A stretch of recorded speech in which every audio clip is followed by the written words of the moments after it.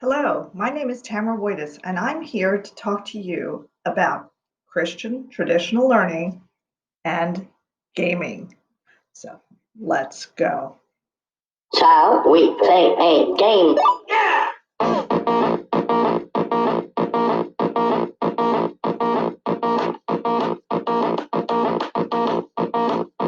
Watch out. Konsole an, das. Can this possibly have learning capabilities? Gaming can have a place in the Christian traditional classroom, although most learning game programs will not mesh well with ideology. The technology at teachers' fingertips makes creating learning games easy.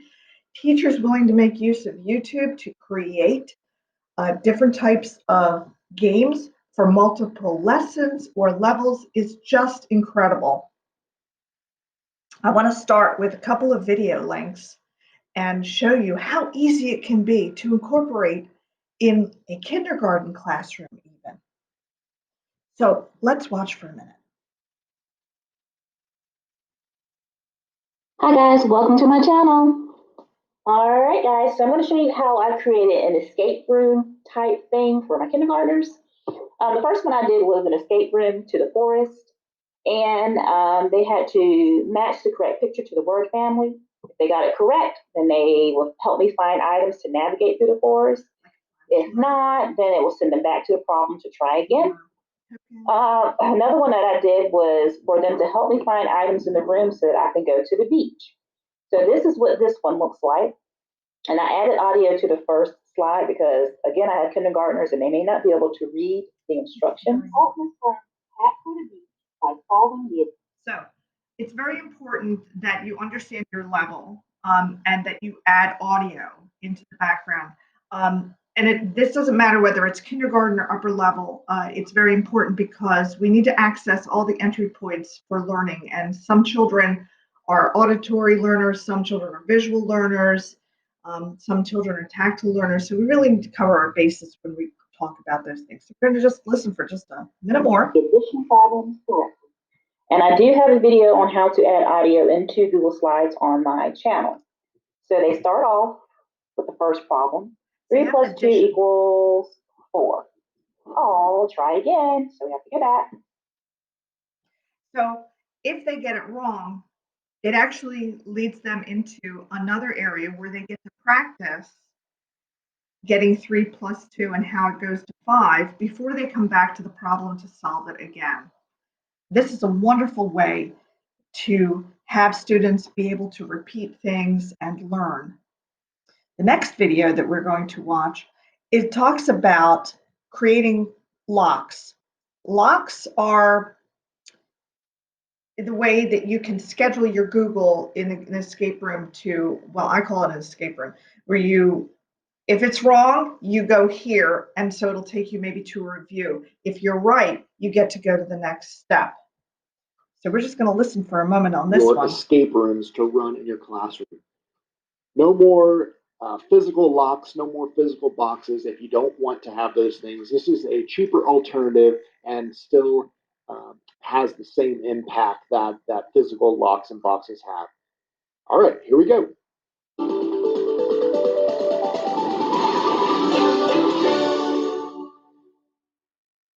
So Kessler Science is going to teach us all about how to incorporate these types of things. And you're going to do this in your Google Drive, in your Google Suites, and your Google Forms, and you're going to make sure that your technology is working. That is definitely important. So now that we've kind of gotten a background of how we can build these, let's talk a little bit about Christian traditional education.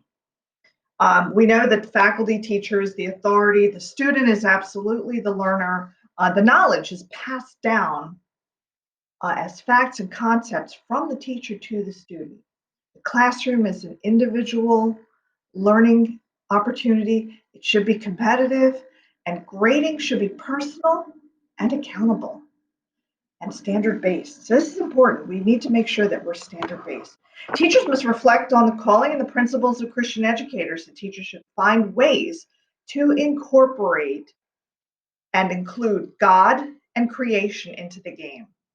And since we're the ones that are creating it in most cases, we can absolutely do that.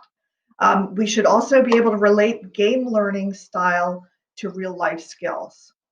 So what kind of skills can we teach them technologically, in math, in science, in history? What kind of life skills can we teach them if we're going to use the game as an alternative method to do some review and to seek mastery in a concept? The gaming infusion in the classroom should also find entry points to incorporate traits for students such as honesty, patience, self-discipline, leadership, respect, loyalty, and responsibility. This is our duty. This is our duty as a teacher. Game-based learning can really be both progressive and Christian traditional. The teacher can be the authority, but it also allows the student to help us. If they're really technologically savvy, then we should use their help. That's a great thing to do. Students are still the learner of the content from the teacher, absolutely, because gaming doesn't work well unless students have the ability to understand the content and understand what they're doing so that they can apply, analyze, and synthesize their work. The teacher is passing down the knowledge through facts and concepts. We're not changing that. And teacher uses knowledge, values, and choices to make decisions in the game. Students can collaborate on the creation of learning games after they've individually learned the material so that they can show their knowledge. Grading should not be done on an alternative assessment. It shouldn't be done through portfolio. It shouldn't be done anecdotally, and it shouldn't be done through group. There should, even if you're doing things with partners or groups, small groups, there should be individual points so that they can be graded individually. It should be personable, it should be accountable, and it should be measurable, and it should be set to standards. Simplistic differences between gaming and Christian traditional. It replaces the lecture. It does replace the teacher as authority. It is more 21st century friendly. It can easily be provided in multiple languages. This is great for an ESL teacher, for instance. So they can set it up in the home language, and then they can turn around and recreate it in the English language. So children get two types of points to access this, in their home language, and then they can turn around and use it in the English language skill. It requires technology. That's a difference, a huge one. And it requires personnel that are comfortable using technology. Strengths. Students may have multiple at-bat chances. I think that's one of the things that I really find is very, very intriguing about using the gaming. You can monitor it as a teacher two ways. You can either be in the classroom and watch it, or virtually and remotely, as many of us are today, we have different systems available to us like GoGuardian, where we can actually get into the child's screen and we can see, are they doing this? Are they doing this by themselves? Or are they trying to get around it? And then we can shut them down if they're trying to use another avenue to try to solve their problems. They can be set up to have academic qualities such as no opt-out, right is right, stretch it, and format matters. So all the things that we learned in Teach Like a Champion 2.0, we can really put into place here in the gaming environment. Weaknesses, it definitely removes the teacher and student relationship. If you use it too much, that is not a good way to do things. Students may find hacks online. Let's face it, some of these children are really savvy about finding ways to access hacks, and then they're not really reviewing the material and mastering the skill. It requires much from the teacher to create, monitor, and grade these types of gaming lessons. It requires technology capabilities and Wi-Fi for all parties. So if a system is down, then you can't use it. Students may become bored with the repetitiveness. Talk about that in a minute. Impact on present education. The impact of learning via gaming is absolutely a necessity given the new environment facing teachers today. Whether teachers are incorporating Edpuzzle, district purchased learning apps like Khan Academy, or creating their own Google Classroom, the need for usable material in the virtual environment is critical for us in this day and age. Potential future impact. Researchers may not see observable, quantifiable impacts of game lessons and game learning for many years yet. Here's a quote. Using game elements outside of game context and applying them to, in this case, a GFL classroom is a process called gamification. The concept draws on self-determination theory and theory of flow. A person might experience flow, the holistic sensation that people feel when they act with total involvement. That's great. When they feel their skills are good enough to overcome challenges.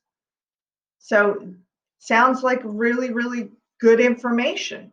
However, it's important. A feeling is not learning, nor is a feeling measurable.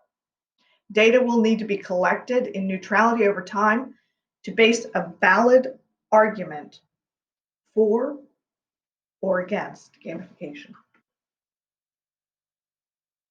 Game-based learning has a place in the traditional classroom and can be incorporated into upper-level thinking skill sets. Use it appropriately and conservatively, students can use the games to apply knowledge, analyze findings and ideas, and synthesize their understanding. The Christian teacher will need to research pre-made gaming programs for acceptability, or they can create their own and bring a new measure of excitement to their classroom. I'd also like to talk a little bit about my personal experience with gamification. So there is a program called Mission Europe, and it is for German learners. It's done through Deutsche Welle, which is the German news system. It is a great opportunity for children to use the language. It's also the one that I used from the quote. There's a paper written about it. One of the issues with the game itself was the level of difficulty that it started a student at. So even though the student was considered to be a novice low learner, the students were put into a novice mid or novice high. So many of them struggled at the onset to try to understand what was going on with the whole storyline. And they can read the storyline, and then they can go ahead and start doing the exercises. So Mission Berlin is Anna's mission to save Germany from a disaster. She has to keep the secret, solve the puzzle, and watch out for men on motorcycles. She's got 130 minutes to do this, and it says 130 minutes. However, it's broken down into 16 lessons, individual lessons. So that children can do one lesson a day, they can do a half a lesson, they can stop, it will save. The biggest issue, as I said, was the level that it began at. So it starts at a novice, mid, novice, high, and as they work through these mini missions, the level doesn't change. So they're struggling at the beginning.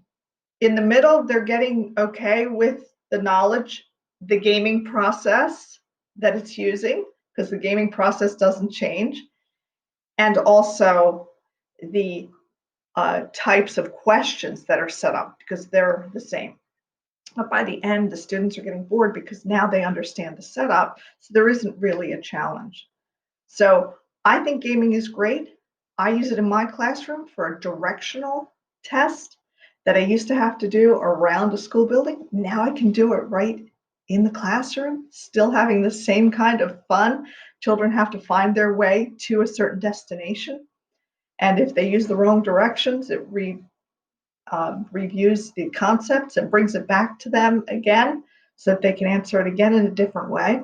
And I think it is a wonderful way for students to review, have at-bat chances, analyze material, synthesize learning. And I hope that you will include it in your learning too. Thank you for your time.